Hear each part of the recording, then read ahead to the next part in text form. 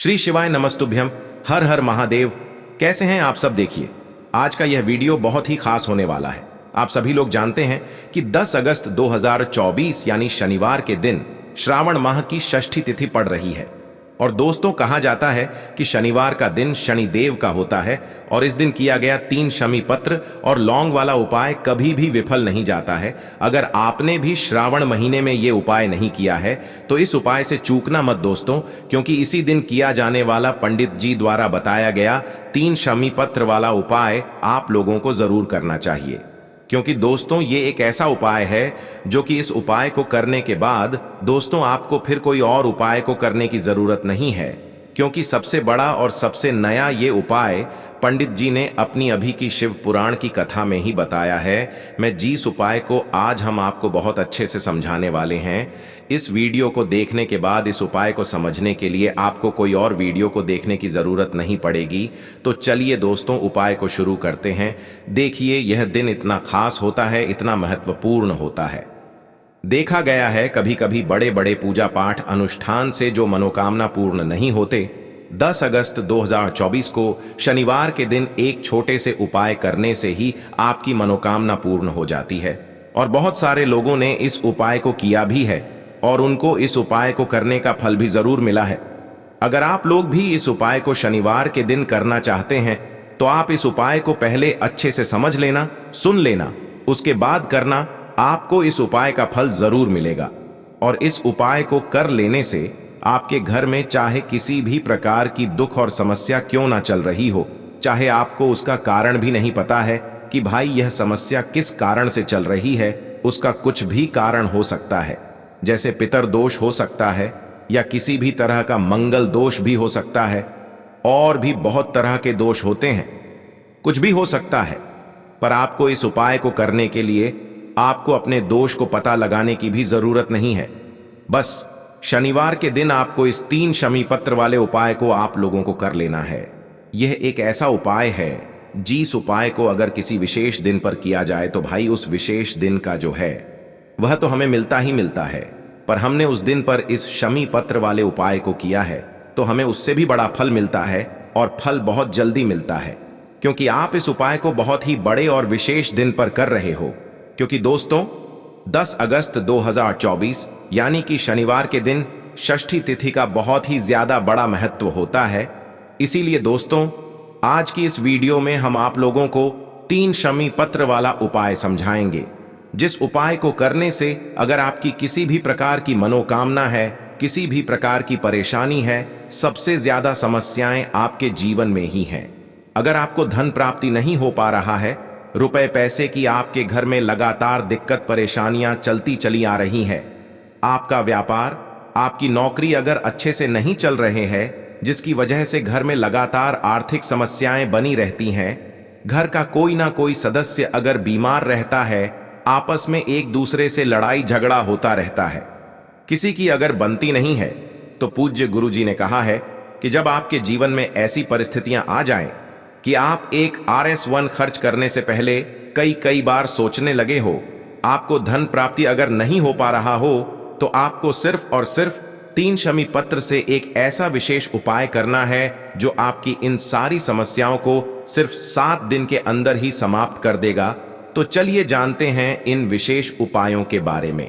लेकिन उससे पहले, जो भी मेरे भाई मेरी प्यारी बहनें आज चैनल पर पहली बार आए हैं या मेरी आवाज आज पहली बार सुन रहे हैं, अगर आप भी महादेव के सच्चे भक्त हैं तो वीडियो को लाइक और चैनल को सब्सक्राइब जरूर कर लें और कमेंट बॉक्स में लिखे हर हर महादेव। अब देखो, बहुत सारे लोग प्रश्न करते हैं, हर एक उपाय को करते समय क्या हम इस उपाय को घर पर या मंदिर में कर सकते हैं? देखो, तो इस वाले उपाय को आप मंदिर में करोगे तो अच्छा रहेगा, घर पर नहीं करना है इस वाले उपाय को। उसके बाद में दोस्तों, जो अगला प्रश्न निकल कर आता है वो यह आता है इस उपाय को लेकर कि आखिर इस उपाय को हमें किस समय करना है, सुबह के समय करना है कि शाम के समय करना है? तो देखो, इस वाले उपाय को आप लोग सुबह के समय भी कर सकते हो और शाम के समय प्रदोष काल में भी कर सकते हो। अब अगर आप पूछो कि भाई साहब सबसे उत्तम समय कौन सा रहेगा इस शमी पत्र उपाय को करने का, तो हम आपसे बस यही कहेंगे कि इस उपाय को आप सुबह के समय करेंगे तो ज्यादा बेहतर होगा, बाकी अगर शाम के समय भी करेंगे तो भी अच्छा होगा, उसमें कोई भी दिक्कत वाली बात नहीं है।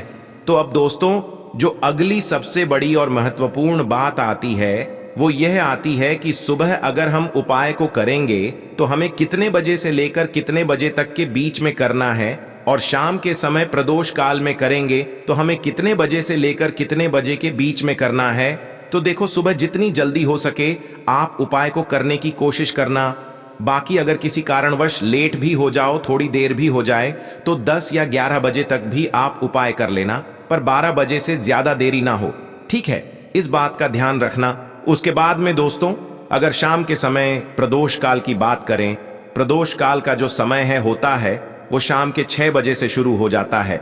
मतलब शाम के 6 बजे से लेकर 7 बजे के बीच का जो समय होता है, ये समय प्रदोष काल का समय होता है। पर अभी जो मौसम चल रहा है, इस मौसम में जो है शाम बहुत देरी से होती है, तो आप इस उपाय को 7 या 8 बजे के बीच में भी कर सकते हो। मतलब शाम के 6 बजे से रात 8 बजे के बीच में आप कभी भी इस वाले उपाय को कर सकते हो, उसमें कोई भी दिक्कत वाली बात नहीं है। परंतु शनिवार के दिन कोशिश करना कि समय के अंतर्गत ही कर लो। किसी कारणवश ना कर पाओ तो थोड़ा देरी से भी कर सकते हो, आपको उपाय का फल जरूर मिलेगा। तो चलिए बढ़ते हैं उपाय की ओर। तो देखिए, आज के इस पूरे वीडियो में हम आपको 3 से 4 महाउपायों के बारे में बताएंगे, तो वीडियो को आपको पूरा अंत तक देखना है। देखिए, पहला और दूसरा उपाय बहुत ही खास है, और तीसरे उपाय को करने से जो आपका अटका हुआ पैसा है, आपका जो अटका हुआ धन है, जो आपको मिल नहीं रहा है, तो वो आपको प्राप्त होगा और आपकी सारी समस्या समाप्त हो जाएगी और आपकी सारी मनोकामनाएं परिपूर्ण होगी। तो चलिए सबसे पहले हम जान लेते हैं पूज्य गुरुजी द्वारा बताए गए पहले महाउपाय के बारे में। इस उपाय के लिए सबसे पहले तो आपको मात्र 3 शमी पत्र लेने होंगे। इसी के साथ में आपको मात्र थोड़ा सा शहद लेना है। शहद आप मात्र 1 चम्मच या फिर उससे भी कम लें, और इसी के साथ में आपको मात्र एक तांबे के पात्र के अंदर अपने घर से शुद्ध जल लेना है। अब दोस्तों, मात्र इन तीनों सामग्रियों को लेकर के सीधे आपको पहुंच जाना होगा भगवान शिव के मंदिर में। देखिए, गुरुजी ने बताया है ये वाला उपाय आप सुबह भी कर सकते हैं और शाम के समय में भी कर सकते हैं। जब भी आपके पास समय हो तब आप इस उपाय को कर सकते हैं। देखिए, सबसे पहले तो आप जो एक जल का पात्र लेकर के गए हैं, उससे आपको धीरे धीरे शिवलिंग पर समर्पित कर देना है, और लगातार आपको शिव महापुराण के मूल मंत्र श्री शिवाय नमस्तुभ्यम, इस मंत्र का जाप करते रहना है। अब दोस्तों, आपके पास जो शमी पत्र है, 3 शमी पत्र है, तीनों को आपको उस शहद के अंदर अच्छे से डुबो देना है।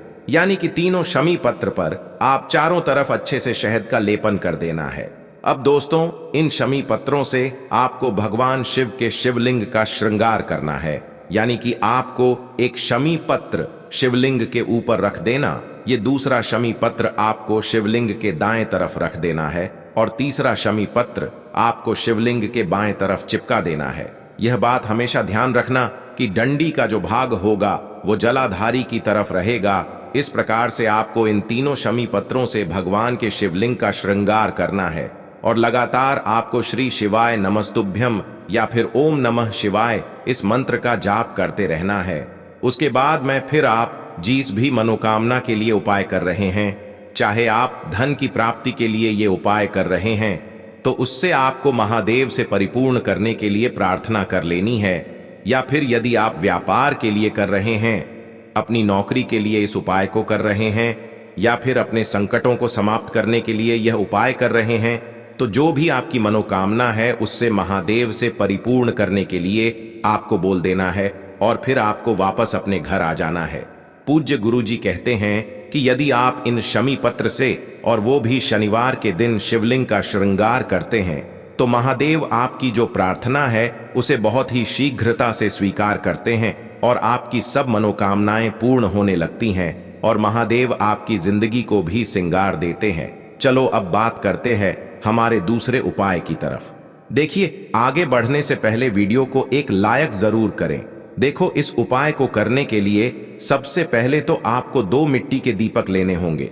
अगर आपके पास मिट्टी के दीपक नहीं है तो आप आटे के दीपक भी तैयार कर सकते हैं, परंतु कोशिश करना कि मिट्टी के दीपक आपको मिल जाए, ठीक है?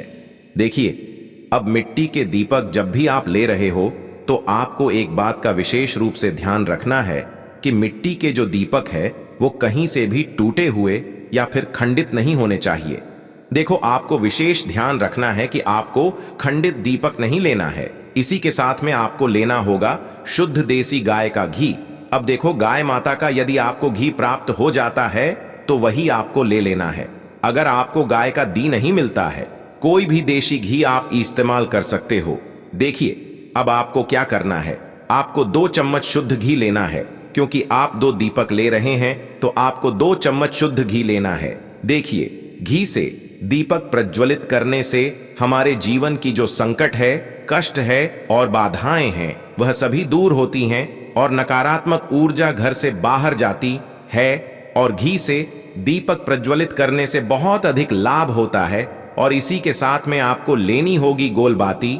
आपको मात्र 2 गोल बाती लेनी होगी। गोल बाती का दीपक प्रज्वलित करने से माता लक्ष्मी बहुत अधिक प्रसन्न होती है, जिससे आपके धन में वृद्धि होती है। और इसी के साथ में आपको लेनी होगी 2 लौंग। देखो, अब लौंग जो है हमारे जीवन के सारे संकटों और कष्टों को दूर करती है, तो इसीलिए आपको मात्र 2 फूल वाली लौंग लेनी है। अब ये सभी सामग्री लेने के बाद इन सभी सामग्रियों को लेकर के आपको पहुंच जाना है पीपल के वृक्ष के वहां पर, क्योंकि इस दिन दीपक को पीपल के वृक्ष की जड़ में दीपक प्रज्वलित करना बहुत ही विशेष बताया है, खासकर शनिवार के दिन। तो कैसे करना है, चलिए जानते हैं। पूज्य गुरु जी कहते हैं कि जो भी व्यक्ति पीपल के वृक्ष से कोई भी उपाय करता है तो उसके जीवन में कभी भी धन की समस्या उत्पन्न नहीं होती है। देखिए, पूज्य गुरु जी ने बताया है आपको ऐसे पीपल के वृक्ष के नीचे इस उपाय को करना है जो थोड़ा बड़ा वृक्ष हो और उसकी छाया आपके ऊपर पड़नी चाहिए। और पीपल की जड़ में आपको ये उपाय करना है। अब सबसे पहले तो आपको अपना जो मुख है उत्तर दिशा की ओर रख करके खड़े हो जाना है। उत्तर दिशा जो है वो माता लक्ष्मी और भगवान विष्णु की मानी गई है, जिनकी कृपा से हमें धन की प्राप्ति होती है और आर्थिक तंगी से हमें छुटकारा मिलता है। तो सबसे पहले तो आपके पास में जो 2 दीपक हैं उन्हें आपको पीपल के वृक्ष की जड़ के पास में रख देना है। अब दोस्तों, इन दोनों दीपक में आपको 1-1 चम्मच घी डाल देना है। उसके बाद आपको दोनों दीपक में 1-1 गोलबाती को डाल देना है। इसके बाद आपको पीपलेश्वर महादेव का नाम लेकर के और अपनी नाम और गोत्र को बोल करके दोनों दीपक को आपको प्रज्वलित कर देना है। उसके बाद जो आपके पास 2 लौंग हैं उनमें से आपको 1 लौंग को अपने सीधे हाथ में रखना है। और जो दीपक है, पहला दीपक, उसके ऊपर से आपको पहले लौंग को 11 बार घुमाना है। देखिए, यदि आप 11 बार घुमा रहे हैं तो आपको 11 बार ओम महालक्ष्मी नमः इस मंत्र का जाप कर लेना है। और आपको अपना नाम और गोत्र को बोल करके आपको धन की प्राप्ति हो, धन की जितनी भी समस्याएं हैं वह सभी दूर हो, ऐसे आपको प्रार्थना कर लेनी है। और ये जो पहली लौंग है इसे आपको दीपक के अंदर डाल देना है।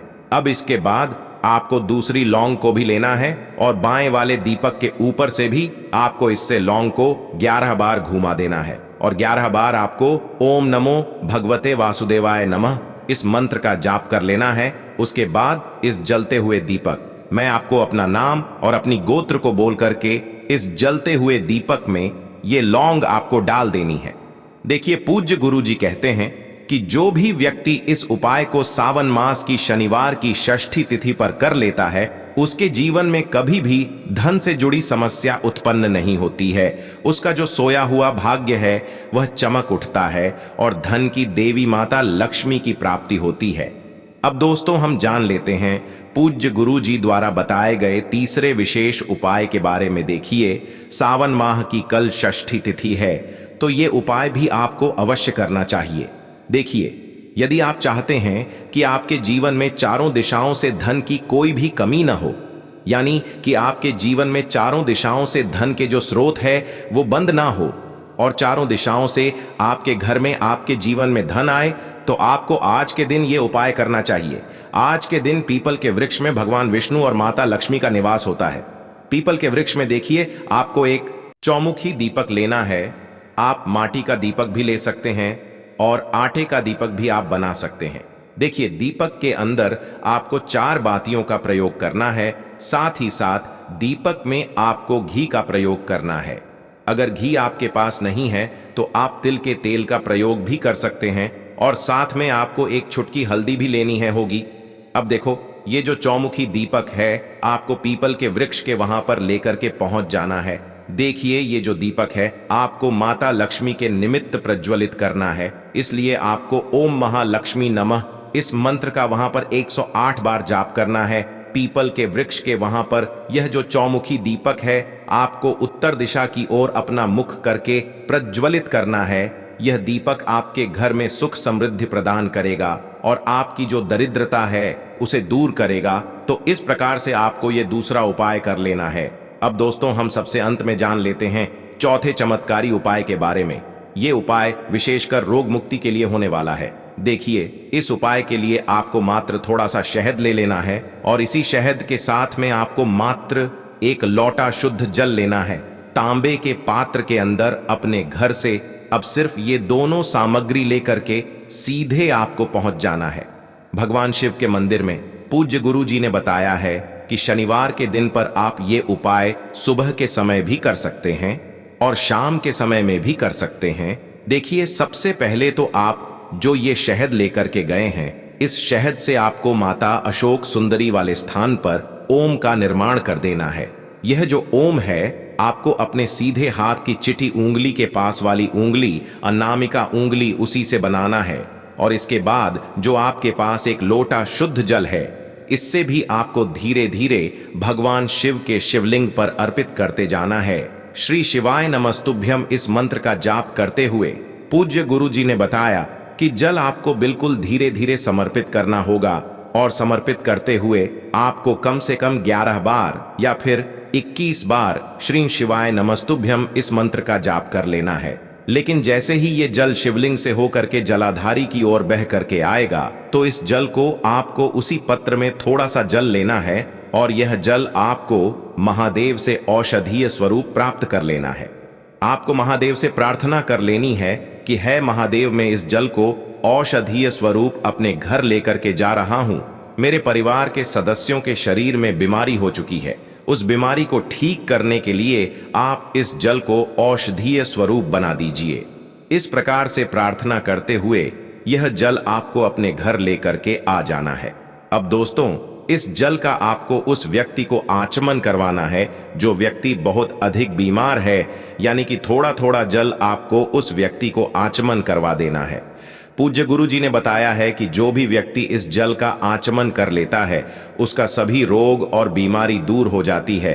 तो दोस्तों, इस वीडियो में हमने पूज्य गुरु जी द्वारा बताए गए 3 महा उपाय बताए हैं जो आपको अवश्य करने हैं। अगर आपको उपाय को लेकर कुछ भी पूछना है, कमेंट बॉक्स में पूछ सकते हैं। उपाय को लेकर कोई भी गलती ना करें। हर हर महादेव। ओम नमः शिवाय।